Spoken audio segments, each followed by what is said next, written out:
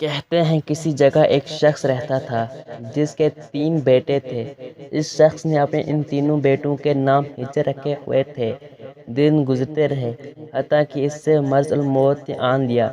اس نے اپنے تینوں بیٹوں کو بلا کر وصیت کی کہ ہجر کو وراثت ملے گی، ہجر کو وراثت نہیں ملے گی اور ہجر کو وراثت ملے گی۔ اس کے ساتھ ہی اس کی روح قبض ہو گئی۔ یہ خود تو فوت ہو گیا مگر اپنے بیٹوں کو حیرت میں ڈال گیا کہ کیسے فیصلہ کریں، کن 2 ہجر کو وراثت ملے گی اور کس ایک کو نہیں ملے گی۔ تینوں نے فیصلہ کیا کہ شہر جا کر قاضی سے اپنا مسئلہ بیان کریں اور ان سے کوئی حل مانگیں۔ تینوں اپنے سفر کا سامان لے کر شہر کے لیے روانہ ہوئے۔ راستے میں انہوں نے ایک ایسے شخص کو دیکھا جو اپنی کسی گم شدہ چیز کو تلاش کرتا پھر رہا تھا۔ ان بھائیوں کے پوچھنے پر اس نے بتایا کہ اس کی اونٹنی گم ہو گئی ہے جسے وہ تلاش کرتا پھر رہا ہے۔ ایک حجر نے پوچھا، کیا تیری اونٹنی ایک آنکھ سے کانی تھی؟ اس آدمی نے کہا، ہاں ایسا ہی تھا۔ دوسرے حجر نے پوچھا، کیا تیری اونٹنی ایک ٹانگ سے لنگڑی تھی؟ تو اس آدمی نے جلدی سے کہا، بالکل صحیح، میری اونٹنی واقعی ایک ٹانگ سے لنگڑی تھی۔ تیسرے حجر نے اونٹنی کے مالک سے پوچھا، کیا تیری اونٹنی کی دم کٹی ہوئی تھی؟ تو اس نے خوشی سے کہا، ہاں بالکل ٹھیک، میری اونٹنی کی دم بھی کٹی ہوئی تھی۔ بس اب جلدی سے بتا دو میری اونٹنی کہاں ہے؟ تینوں حجر نے مل کر جواب دیا، بہتا ہمیں آپ کی اونٹنی کے بارے میں کوئی علم نہیں، ہم نے اسے ہرگز نہیں دیکھا۔ اونٹنی کا مالک ان کی یہ بات سن کر غصے میں پاگل ہو گیا۔ اس نے فیصلہ کیا کہ ان تینوں کو کھینچ کر قاضی کے پاس لے جائے گا۔ اسے پورا یقین تھا کہ اس کی اونٹنی کو یہ تینوں ذبح کر کے کھا چکے ہیں اور اب اپنے جرم کو چھپانے کے لیے جھوٹ بول رہے ہیں۔ اونٹنی والے نے جب تینوں کو اپنا ارادہ بتایا تو انہوں نے کہا، ہمیں کوئی اعتراض نہیں کیونکہ ہم خود بھی قاضی کے پاس ہی جا رہے تھے۔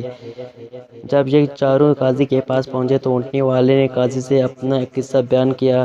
قاضی نے ان تینوں سے کہا، جس طرح تم تینوں نے اونٹنی کی نشانی بتائی ہے اس کا یہی نتیجہ نکلتا ہے کہ اونٹنی تم تینوں کے پاس ہے۔ بہتر ہے کہ تم اپنے جرم کا اعتراف کر لو۔ پہلے نے کہا، جناب عالی، ہم نے اونٹنی تو نہیں دیکھی تھی، ہاں البتہ اونٹنی کے ساتھ ضرور دیکھے تھے۔ جب میں نے اسے کہا تھا کہ تیری اونٹنی ایک آنکھ سے کانی ہے تو میں نے دیکھا تھا کہ راستے کی ایک طرف کی گھاس کو اونٹنی نے خوب کھایا تھا مگر دوسری طرف کی گھاس ویسے ہی موجود تھی۔ اس کا ایک ہی مطلب تھا کہ اس شخص کی اونٹنی ایک آنکھ سے کانی رہی ہوگی۔ دوسرے حجر نے کہا، میں نے دیکھا تھا کہ راستے میں 3 قدم تو گہرے لگے ہوئے ہیں جبکہ چوتھا قدم زمین پر معمولی پڑا ہوا تھا، جس کا مطلب بس اتنا ہی بنتا تھا کہ یہ جانور لنگڑا بھی تھا۔ تیسرے حجر نے کہا، اونٹ جب راہ چلتی ہوئی اپنا گوبر گراتی ہے تو دم سے ادھر ادھر بکھیرتی ہے، جبکہ ہم جس راہ سے آئے تھے وہاں پر گوبر ایک ہی لائن میں سیدھا گرا ہوا تھا، جس کا ایک ہی مطلب ہو سکتا تھا کہ اونٹنی کی دم کٹی ہوئی ہے جو اپنا گوبر دائیں بائیں نہیں پھیلا پائی۔ قاضی نے بغیر کسی دیر کے اس آدمی کی طرف دیکھا اور کہا، تم جا سکتے ہو، تمہاری اونٹنی ان لوگوں کے پاس نہیں ہے اور نہ ہی انہوں نے اسے دیکھا ہے۔ اونٹنی والے شخص کے جانے کے بعد ان تینوں بھائیوں نے قاضی سے اپنا قصہ بیان کیا، جسے سن کر قاضی بہت حیران ہوا۔ قاضی نے ان تینوں سے کہا، تم تینوں آج کی رات مہمان خانے میں ٹھہرو، میں کل تمہیں سوچ کر کوئی حل بتاؤں گا۔ یہ تینوں مہمان خانے میں جا کر ٹھہرے تو انہوں نے محسوس کیا کہ ان کی نگرانی کی جا رہی ہے۔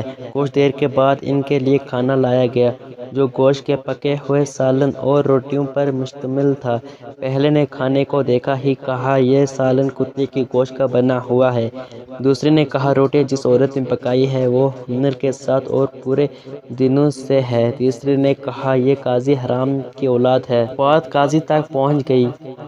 اس نے تینوں کو دوسرے دن اپنی عدالت میں طلب کر لیا اور تینوں سے مخاطب ہو کر کہا، تم میں سے کس نے کہا تھا کہ وہ گوشت جو تمہارے سامنے پیش کیا گیا تھا کتے کا گوشت تھا؟ پہلے بولا، میں نے کہا تھا۔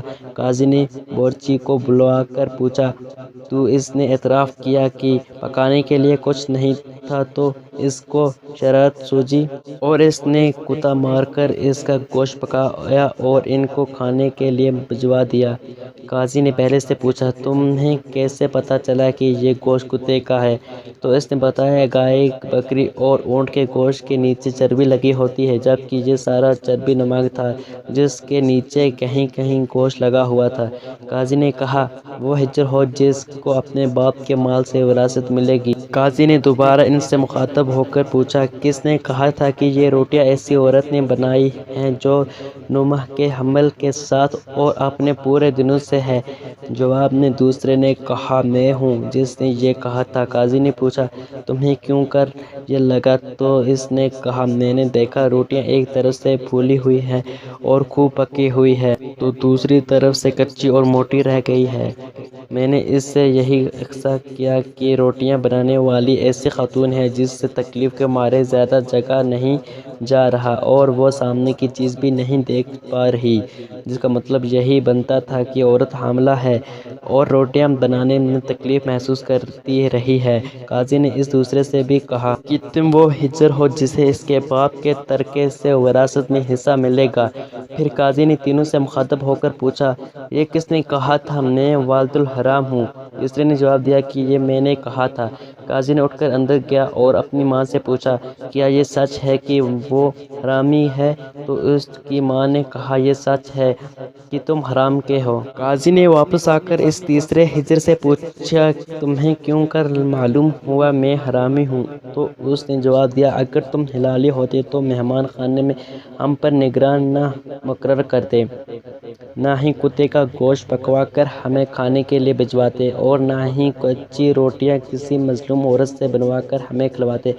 قاضی نے اسے مخاطب کرتے ہوئے کہا کہ تم وہ ہجر ہو جسے اس کے باپ کے مال سے ورثہ نہیں ملے گا۔ تیسرے نے حیرت کے ساتھ قاضی کو دیکھا اور پوچھا، مگر ایسا کیوں ہے؟ قاضی نے کہا، کیونکہ ایک حرامی ہی دوسرے والد الحرام کو ٹھیک ٹھیک پہچان سکتا ہے اور تم بھی میری طرح حرام کی اولاد ہو۔ وراثت پانے والے دونوں ہجر اپنی ماں کی طرف لوٹے اور دریافت کیا کہ ہمارے تیسرے بھائی کا کیا ماجرا ہے؟ تو ان کی ماں نے کہا، تمہارا باپ ایک بار صبح کی نماز پڑھنے مسجد گیا تو اسے دروازے پر رکھا ہوا پایا تھا، اسے گھر لایا، اس کا نام بھی تم دونوں جیسا ہجر رکھا اور اس کی پرورش کی۔